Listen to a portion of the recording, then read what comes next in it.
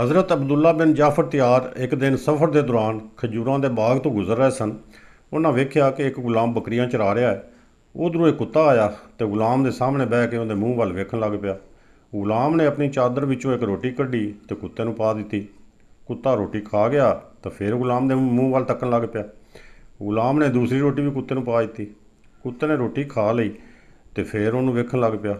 गुलाम ने तीसरी रोटी भी कुत्ते नूं दे दी। हज़रत अब्दुल्ला कहते हैं, मैं गुलाम को गया तो पूछा, तेरे कोल किनियां रोटियां सन? उन्हें कहा 3 रोटियां। मैं क्या तू सारियां रोटियां कुत्ते नूं पा दित्तियां न, अज तू की खावेगा? गुलाम आखन लगा, पता नहीं ये कुत्ता कदों का भुखा है, मेरा दिल ना मन्या कि सवेरे सवेरे इनू भुखा रखा, मैं तो शाम तक सबर कर लवांगा। अब्दुल्ला बिन जाफर त्यार तो गुलाम की इस गल का बड़ा असर होया। उन्होंने गुलाम नूं उहदे मालक कोल खरीदा तो आज़ाद कर दिता, तो वह बाग खरीद के उस गुलाम के नाँ कर दिता।